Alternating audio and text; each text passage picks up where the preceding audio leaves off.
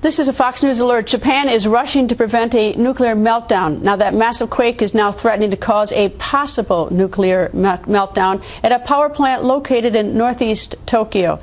The earthquake caused the power plant's coolant system to malfunction, causing radiation levels to skyrocket to about 1,000 times above normal.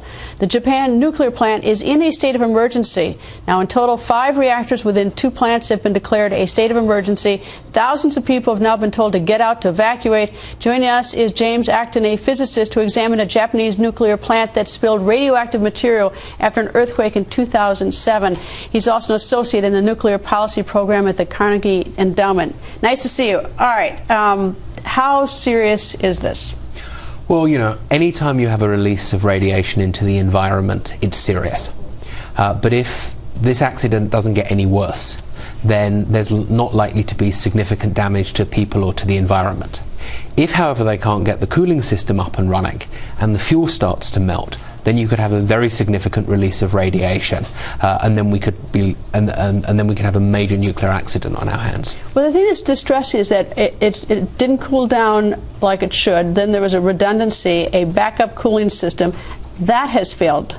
And so, what is next to try to cool this down? Well, you know, part of the issue is we don't actually necessarily know what the problem is right now. They don't, or we don't? We don't. Okay, I'm hoping that they know what the problem is. You know, when the earthquake hit, the reactor initially did what it ought to do. It scrammed, which means it shut itself down.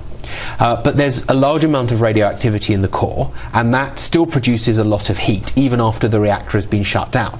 And you need to be cooling that. And to drive the pumps that pump the water, you need electricity. And there appeared to be a series of accidents. So firstly, because of the earthquake, the external power lines got knocked out.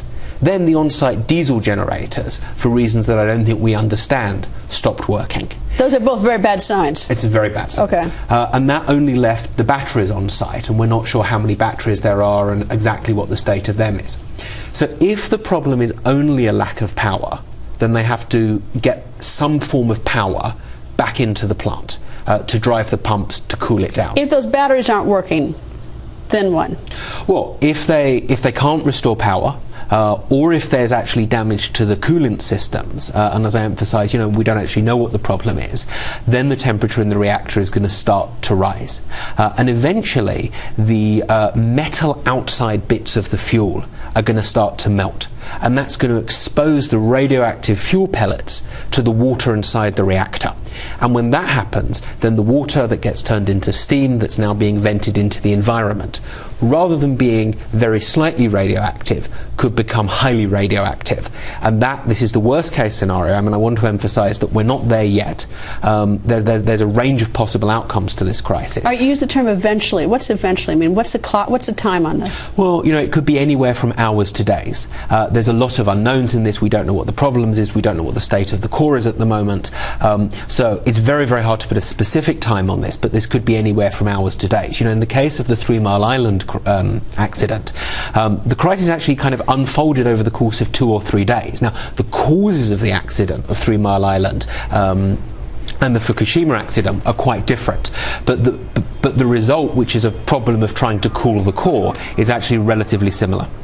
You said that the website was being updated, talking about, you know, and you told me then they've stopped updating the website. Now, not to be a conspiracy person, but I mean, like, why? I'm a little bit curious why they're not updating the status on the repair of this. Well, we don't know. I mean, you know, I think the most likely explanation is that the company is trying to deal with a reactor accident, and the people who are running the company think they have bigger priorities than updating the website. And I hope that's exactly the reason. But you know, it's part of what makes this so hard to commentate on. Is there's so much we don't know about what's going on at the moment.